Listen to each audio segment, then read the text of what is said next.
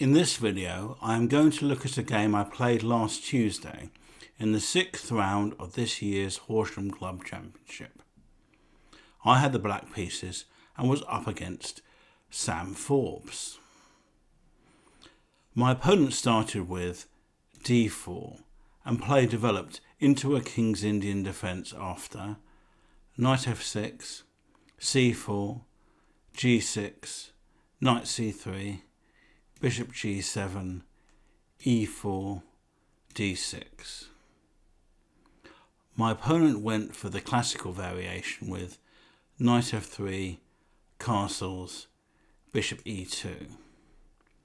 Now, black's main move in this position, and the move which I have in the past invariably played, is e5. The point of this is after castles, which is white's main move, black has the option of playing knight c6. Note that if black plays knight c6 first, white can just kick it away with d5. After knight c6, because of the pressure on the white centre, white is pretty much obliged to play d5 if he's after some sort of advantage, at least theoretically speaking. After knight e7, we have the starting position of the Mar del Plata variation. White has tried various things here over the years. Knight e1 was the traditional main line, which usually led to white attacking on the queen's side and black on the king's side, a very sharp struggle. In the 1980s and 1990s, white experimented with the more sedate knight d2, and more recently, b4 the bayonet attack has been white's usual choice. Anyway, I won't go into this any further because these lines didn't occur in the game. Now, one point that is worth mentioning is that instead of castles, white does have a few other options. There's bishop e3, the Gligorich variation, d5, the Petrosian variation, and d takes e5, the exchange variation. Now, while the exchange variation is not a threat to black from a theoretical point of view, in practice it can lead to a rather dull endgame, which might not suit black's purposes. And as in this game I outrated my opponent by about 400 points, I didn't want to give him a simple way of aiming for a dull position where I'd have to work hard to beat him. So as a result, instead of e5, I played the less common knight on b to d7. Now, the knight is, at least initially, somewhat more passive on this square, although this doesn't have to be the case in the long term, as we shall see in the game. My opponent castled, and after e5, white's best approach is to maintain the tension in the centre, which makes things tricky for black, as it's difficult to find sensible developing moves when you don't know exactly what the pawn structure is going to end up being like. So bishop e3 is the main line and what I've played as white in this position, and this is promising if white knows what he's doing. However, my opponent played d5. Now, apparently, he told me after the game that if I'd played e5 on move 6 rather than knight on b to d7, he was planning to play d5, the Petrosian variation. So it's not surprising that he went for the same kind of approach here, but unfortunately for him, these are less favourable circumstances under which to play d5. I played knight c5, and at once the knight has the opportunity to come to an active square. Black is threatening the pawn on e4, so white has to do something about it. He chose queen c2, and I played a5, which is the natural follow-up to knight c5. This establishes the knight on the c5 square by preventing white from playing b4, at least straight away. It's now going to require quite a bit of preparation from white. White decided to play bishop g5. Now, the bishop is normally going to end up on e3, but the idea of playing bishop g5 first is to provoke the move which black chose in the game, h6, which black might not necessarily want to play. Anyway, white dropped the bishop back to e3, bishop e3, and now black played b6. The point of this is that white might decide to play bishop takes c5, and then black would rather recapture on c5 with the b pawn rather than the d pawn, because this leads to a better pawn structure from his perspective. Now, black is most likely intending to play knight g4 on the next move, so white has to decide what to do about this. h3 would just weaken the king side, so white normally moves the knight on f3 to either e1 or d2. Now in the game he played knight d2, which is the better choice. The problem with knight e1 is that this disconnects the white rooks, which leads to problems, as we shall see. After knight g4, white shouldn't play bishop takes g4, because after bishop takes g4, if he tries to advance b4 on the queen side, this is held up by the fact that the rook on a1 is undefended. So a3, bishop d7, and now b4, a takes b4, a takes b4, doesn't work because of rook takes a1. So instead of b4, white has to play knight d3, but then black can play a4, and this prevents white from achieving b4. Naturally, the position is now in black's favour. Now, instead of bishop takes g4, white should play bishop d2. And here, black could play knight f6, inviting a repetition of the position. But he doesn't have to do this. He has the more aggressive option f5. Now, if white plays bishop takes g4 here, after f takes g4, we have a slightly unusual pawn structure, but one that is actually pretty favourable to black. The point is, after, say, knight d3, knight d7, the knight can reroute around via h5 to f4 to continue attacking. This looks pretty promising for black. Anyway, that's the reason that why knight e1 is inferior to knight d2. Now, unfortunately, I forgot these details and played the same move against knight d2 as I would have played against knight e1. That is knight g4. But this shouldn't have worked as well.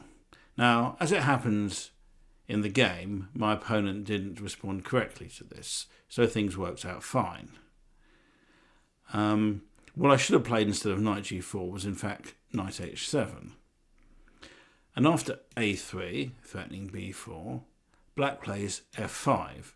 And now he's threatening f4, trapping the bishop on e3. If white tries b4 after knight a6, as well as the threat of f4, black is threatening to take on b4 as well. And therefore white is in a little bit of trouble. Instead of b4, white could play f3, but then black actually has a strong pawn sacrifice here. a4. Now, if white doesn't take the pawn, he's not going to make any progress on the queen side. But after bishop takes c5, b takes c5, knight takes a4, h5, black actually has a lot of compensation here. His bishop and g7 can come into the game via h6 and land on e3. He can then start pushing his kingside pawns with moves such as f4, g5, g4, and white is under real pressure. So this is the way I should have tried to take the game. However, instead of knight h7, I played the automatic knight g4. But now white could have played bishop takes g4, bishop takes g4, a3, and in contrast to the knight e1 variation, he really is threatening b4 now, as the rooks are connected. So here black would probably have had to have tried the same pawn sacrifice with a4, which is not quite as good as it was in the previous variation, but it's still probably not terrible. Still, this would have made things a lot easier for my opponent than what happened in the game. Anyway, instead of bishop takes g4, white played bishop takes c5, and after b takes c5, this is the point of playing b6 after all, black's position is obviously favourable. He's going to get an initiative on the king side, while white is going to struggle to do anything on the queen side. Now, white wasn't really sure how to develop his initiative on the queen side. He tried knight b5, but this doesn't really seem to go anywhere. Now, I decided to play h5 to increase the pressure on the king side. I didn't want to play f5 because after bishop takes g4, f takes g4, although we had the same pawn structure as in one of the previous variations I demonstrated, the problem is that here black has no knight left, and so there's no piece that can be wheeled round to the f4 square. So this struck me as being less promising. So I played h5, and now white should have probably gone for something like a3, trying eventually to play b4 and to break through on the queen side that way. Instead, he went for h3, but this just weakens his king side. Now, I probably should have retreated the knight to f6, knight f6, because this is a more flexible square for the black knight. But instead I played knight h6. And now, again, white should probably have tried a3, angling for b4. But instead he went for bishop d3. But this doesn't achieve anything, and it's basically just a waste of a move. And now after f5, I'm starting to put some pressure on the white position.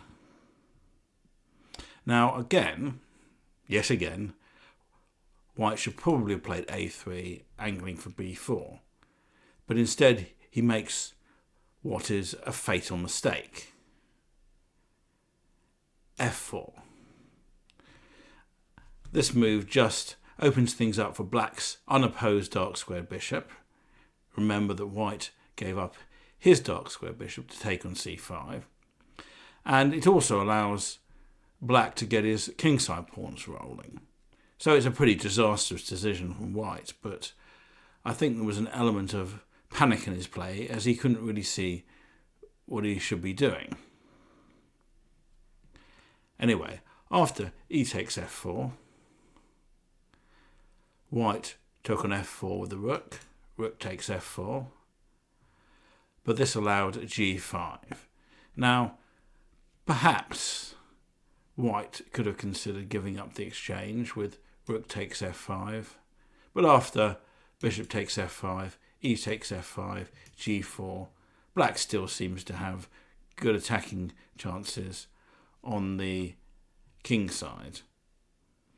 And so I understand why this wasn't really that attractive to him, but what happened in the game wasn't terribly attractive either.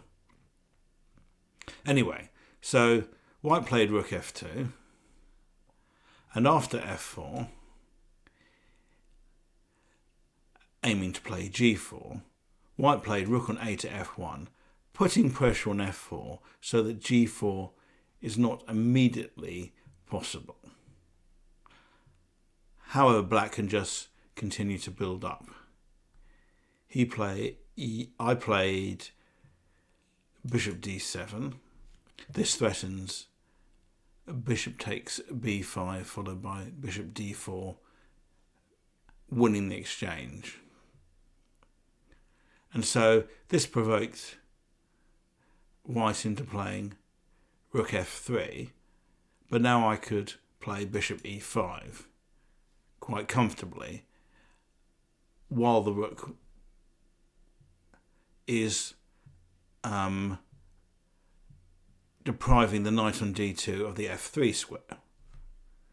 While the rook was still back on f2, bishop e5 could always be met with knight f3. So white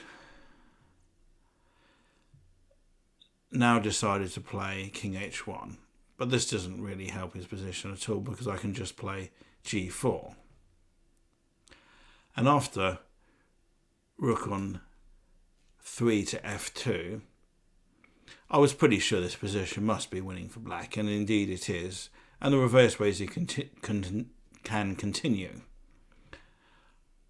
I decided on a pretty aggressive direct approach.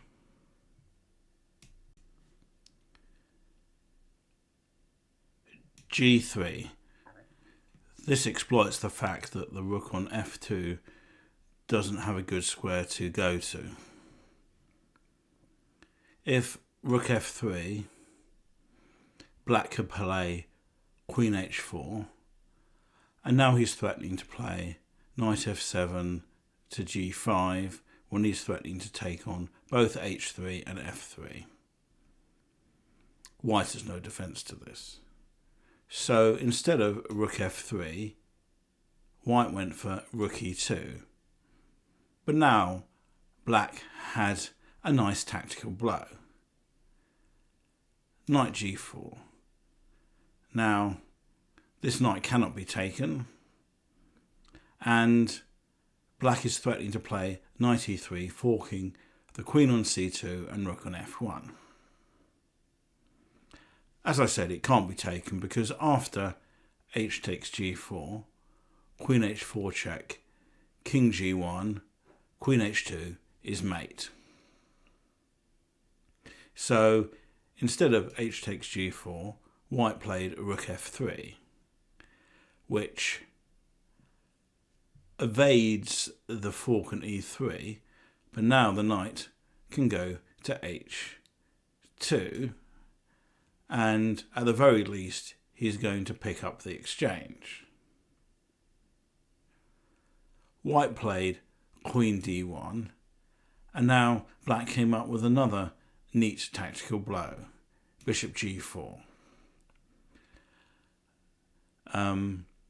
Here white could see nothing better than taking the bishop, because otherwise he's just going to suffer some terrible material losses. But after h takes g4, h takes g4, if white retreats the rook with rook to f1, black just plays queen h4, threatening a fatal discovery, king g1, and then rook f7, intending to play rook h7, knight takes f1, and queen h1 mate. White has no defence to this. So instead of rook f1, he decided to play king g1. But now black can just take the rook.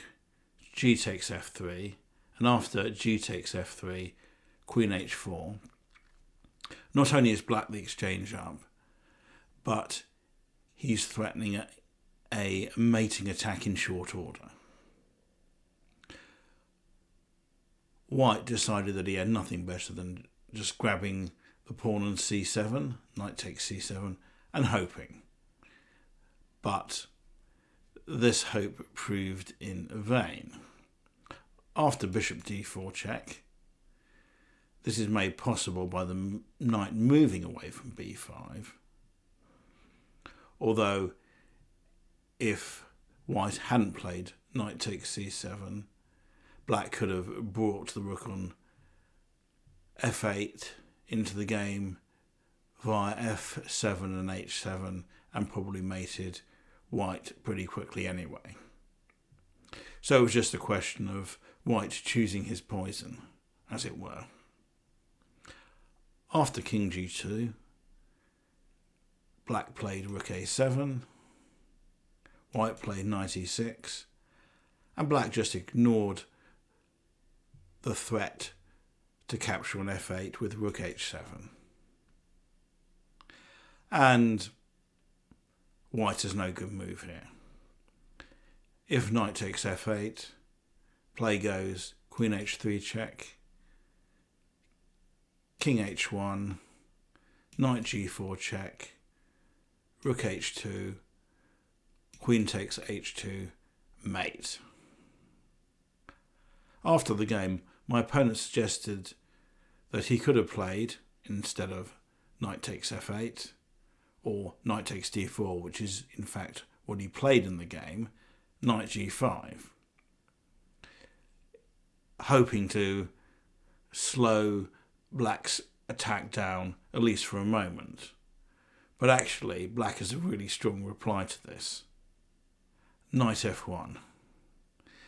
Now, all three captures on f1 lead to an immediate mate. So, queen takes f1 is met by queen h2 mate, king takes f1 is met by queen h1 mate, and knight takes f1 is met by queen h1 mate as well.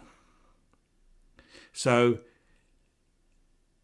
after knight f1, if black instead plays knight takes h7, it's mate in two. Queen h2 check, king takes f1, queen h1 mate. So, knight g5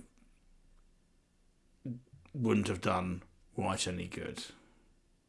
So anyway, instead of knight g5 or knight takes f8, white decided to play knight takes d4. But, as in the other variations, black had a quick mate. Queen h3 check. Now, he played king g1 because king h1 just allows a discovery. Knight takes f3, king h2, queen takes h2, that leads to immediate mate. Instead of king h1, as I said, he played king g1, but then I had the neat blow knight takes f3 check, and my opponent resigned because after both knight captures, he's mated on h1. So, knight on 4 takes f3, queen h1 mate, or knight on 2 takes f3, queen h1 mate.